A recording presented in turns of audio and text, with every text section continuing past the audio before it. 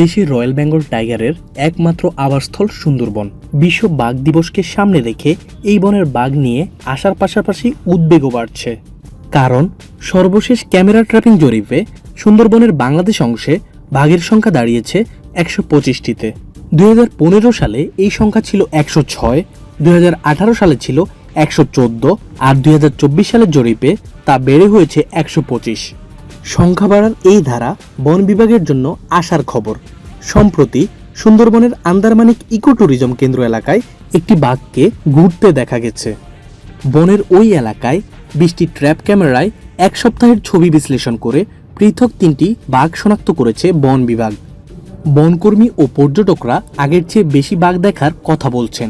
কোথাও কোথাও একসঙ্গে জোড়া বাঘ, এমনকি ৩টি বাঘ চলাচলের দৃশ্য দেখা গেছে বলে জানিয়েছে বন বিভাগ।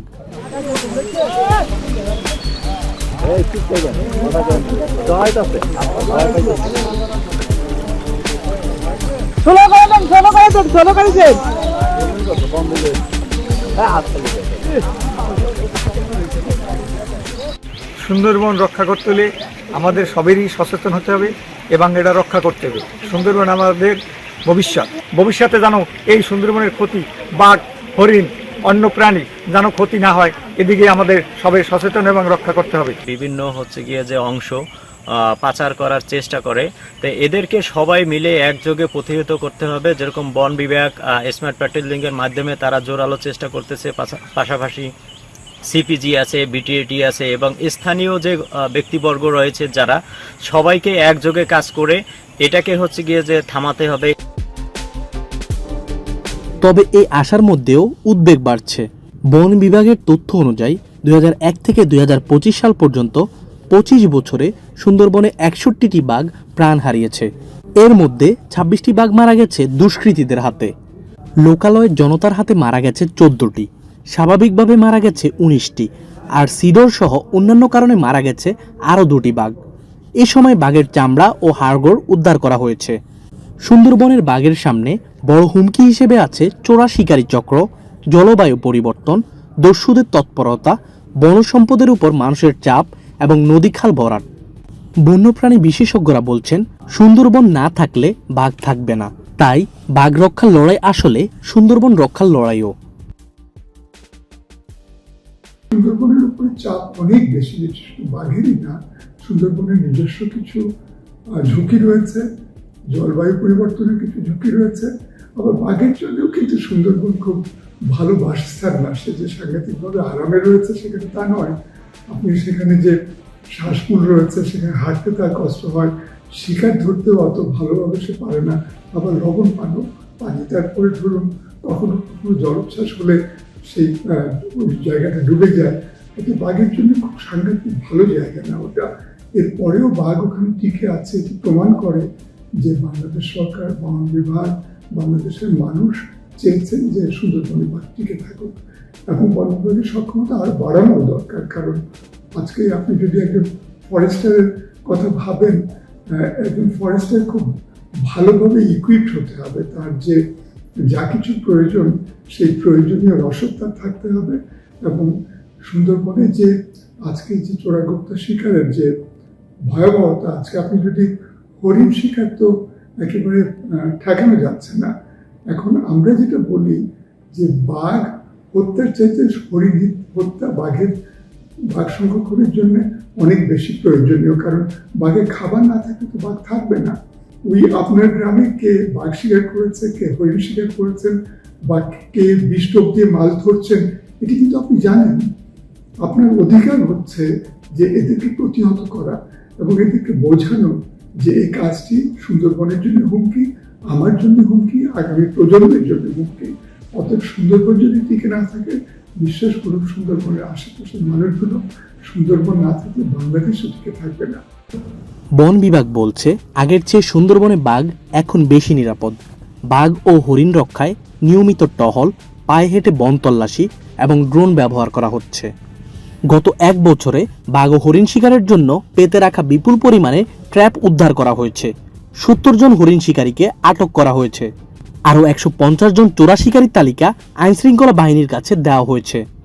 বাউন্ডারি ফেন্সিংয়ের কারণে বাঘ লোকালয়ে ঢোকার প্রবণতা কমছে বলে জানিয়েছে বন বিভাগ।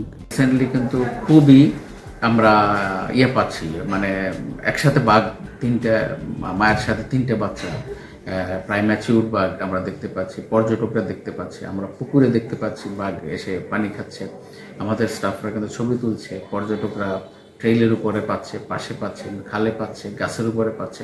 এগুলো কিন্তু রিসেন্ট ঘটনা। তো এগুলো দেখেই কিন্তু মনে হচ্ছে যে বাঘ বেড়েছে, যেহেতু বাঘের খাবার বেড়েছে এবং ফাঁদও থাকছে না, কারণ ফাঁদেও তো কিন্তু বাঘ আটকে। আসলে গত 25 বছরের যদি ডেটা আমি নেই, তাহলে দেখা যাচ্ছে যে 13 জন লোক কিন্তু বাঘের আক্রমণে নিহত হয়েছে এবং দেখা গেছে যে তার বেশিরভাগই হলো লোকালয়ে এসে আহত করেছে কিংবা জঙ্গলে পাশ নিয়ে তারা বাঘের কবলে পড়েছে। 20 বছরের মধ্যে কিন্তু 25 এবং 26 সালে কিন্তু আমাদের এই বাঘের ক্যাজুয়ালিটি বা বাঘের মৃত্যুর কোনো কারণ ঘটেনি। এটি আমাদের পজিটিভ দিক। এই কাজগুলো সরকার করছে, আমরা সবাই মিলে করছি, জনগণের আমাদের সাথে আছে এবং যে জিনিসটা এখন লোকালয়ে কাজ করছে, লোকালয়ের লোকজন আগে যে বাঘ দেখলেই কিন্তু পিটিয়ে মারতো, সেই অ্যাটিটিউডটা কিন্তু চেঞ্জ হয়েছে এবং আমাদের সাথে স্থানীয় কমিউনিটি, সিএমসি, ভিটিআরটি তারা কিন্তু কাজ করছে।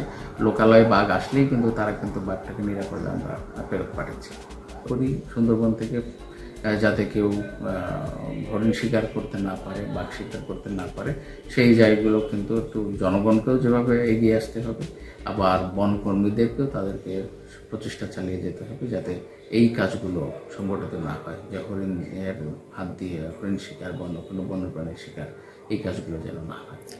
সবশেষ 4 জানুয়ারি সুন্দরবনের চোরা শিকারীদের ট্র্যাপে আটকে পড়া 10 বছর বয়সী একটি বাঘিনী উদ্ধার করে বন বিভাগ। চিকিৎসা দিয়ে সুস্থ করার পর 12 জুলাই তাকে আবার সুন্দরবনে অবমুক্ত করা হয়। সুন্দরবন ঘিরে জীবন ও জীবিকা চালানো মানুষরাও বলছেন বাঘের বিচরণ এখন আগের চেয়ে বেশি চোখে পড়ছে। আপনি বাঘের প্রযোজন কেন্দ্রগুলি যদি আপনি সংরক্ষণ করতে পারেন, সুষ্ঠুভাবে যাতে বাঘিনী প্রসব করতে পারে, সেই ব্যবস্থা করলে আমি আশা করি অদূর ভবিষ্যতে বাঘের সংখ্যা আরো বৃদ্ধি পাবে। এটা আমার ব্যক্তিগত ধারণা।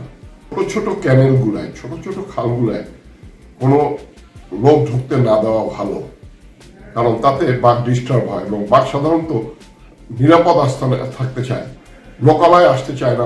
বাঘ তার ব্যক্তিগতভাবে বাঘ গভীর জঙ্গলে বসবাস করতে চায় এবং সুন্দরবনে অজস্র খাল, হাজার হাজার লক্ষ লক্ষ খাল, এই ছোট ছোট খালে যাতে মানুষের প্রবেশ না হয়, এই ব্যাপারে কর্তৃপক্ষ খেয়াল রাখা উচিত। 29শে জুলাই বিশ্ব বাঘ দিবস। এবারের প্রতিপাদ্য সবাই হই সচেতন, বাঘ করি সংরক্ষণ। সংখ্যা বাড়ার আশা থাকলেও বিশেষজ্ঞদের বার্তা স্পষ্ট, দীর্ঘমেয়াদী পরিকল্পনা, বন বিভাগের সক্ষমতা বৃদ্ধি, চোরা শিকার দমন, নদীখাল পুনরুদ্ধার এবং স্থানীয় মানুষকে সম্পৃক্ত না করলে সুন্দরবনের বাঘ নিরাপদ থাকবে না। কারণ সুন্দরবন বাঁচলেই বাঁচবে বাংলাদেশের জাতীয় পশু রয়্যাল বেঙ্গল টাইগার।